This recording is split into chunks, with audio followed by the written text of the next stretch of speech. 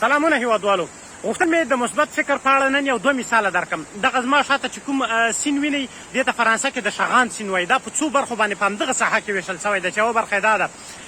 کشتۍ چې کله راسي چون په دې شاته شراره باندې نسي اوښتی د کشتۍ د تېرېدو لپاره بیا دلته یو وړوکی تنګی ورکړی دې ته فلزي دروازې ایښي دي چې دا زما شاته ښکاري.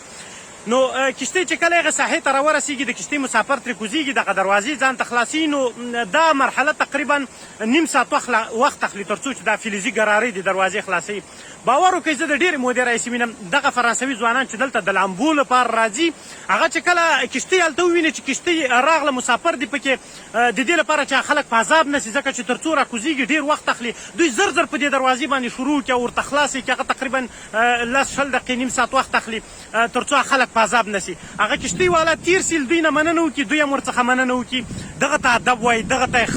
اخلاص وایي دغه ته مینه وایي دغه ته اخلاق وایي دغه ته تربیه وایي دغه ته مثبت فکر وایي. دا اوس که د موږ ځوانان وایي باور وکړئ که دروازه یې ورته خلاصه کړې وایي دستي بیا د اوس جملات ویلی بابا زه خو د مزدور نه یم خپل کار کوه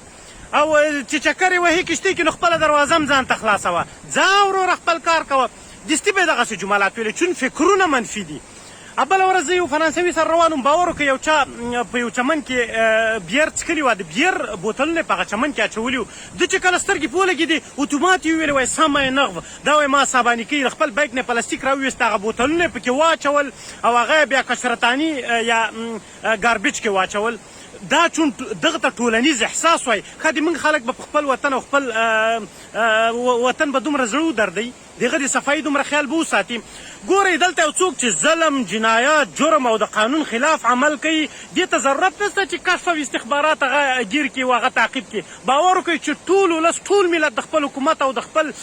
قانون او خپل ملک ته دومره وفادار دي چې هغه د کشف او استخباراتو وظیفه اجرا کوي نه د انډیوالي ته بیا ګوري نه د همسایهداري ته ګوري چې کله د قانون خلاف عمل او جرم او جنایاتو کې اتومات پولیسو ته خبر ورکوي زنګ ورته وایي ته به خبر نه پولیس به یې تا په سر ولاړي دغه ته وفاداري وایي. بیرته حکومتونه هم دومره په ملتونو باندې مهربانه دي.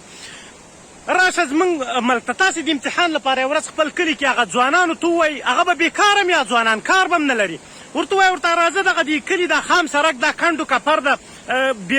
بیلچې کلنګونه او چارېګانې راواخلئ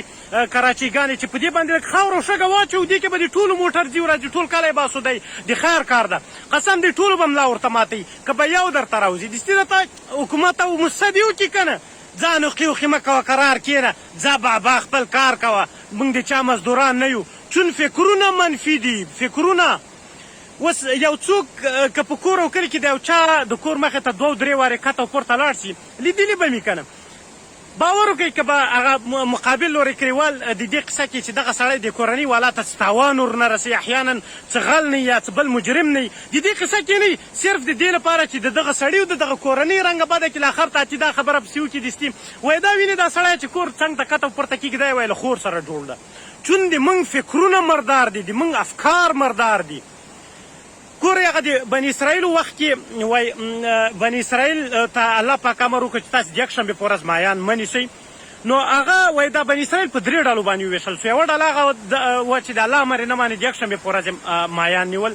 دومه ډله وایي هغه ډله وه چې د الله امر یې مانه د یکشنبې په ورځ به یې ډنډونه نه جوړول مایان به یې نه نیول ښکار به یې نه کوه خو هغه بلې ډلې ته چې هغه به نیول هغه به یې هم نه منې کول. درېیم هغه ډله وه چې خپله به یې مایان نه نیول هغه بلې ډلې چې نیول هغه ته به یې ویلې چې ګورئ مې نیسئ. کله چې د الله پاک عذاب راغی د اول او دومه ډله یې هلاکه کړه. یو هغه چې د یکشنبې په ورځ یې مایان نیول ښکار یې کوه ډنډونه یې جوړول. دوم هغه ډله چې خپله یې د الله امر مانه ډنډونه یې نه جوړول مایان یې نه نیول خو دا بله ډله یې نه منې کوله. یوازې هغه ډله بچ شوله چې هغو خپله هم ډنډونه نه جوړول مایان یې نه نیول د یکشنبې په ورځ دا بله ډله یې منې کوله. یعنې دا په دې معنا پیغام پکې دا ده چې تاسې خپل هم بد کار مه کوئ نور خلک هم له بد کارونو نه منع کوي یعنې ټولنیز احساس پیدا کوي. ګورئ دلته چې څوک ظلم و جرم جنایاتو کې باور وکړه اتومات حکومت پې خبرې ته راسه د موږ په وطن باندې شپکه چې ظالم زورور او بدماش سړي ته د موږ خلک چاپلوسي بوټپاکي او خیامالي کوي داسې دا که نه ده تاسې ووایي او ایله دې ته تکړه دي چې یو بل تخریب کړي بهتان ولګوي یو بل پښې ووهي منفي فکر وکړي او ښو کارو ته املا ماتوي یو بل پورې خندا او استهزا وکړي. ګورئ هغه شرعي مسله ده وایي من ضحک ضحک چې چا پورې وخندل هغه پورې بیرته خندا کېږي که چا پورې مو خندل چا پورې سپکاوی بهتان استهزا وکړه پښې مو وهلې والله العزیز بیرته خندا در پورې کېږي سپکاوی او بهتان در پورې کېږي او پښې مو وهل کېږي ومن الله توفیق والسلام علیکم ورحمة الله وبرکاته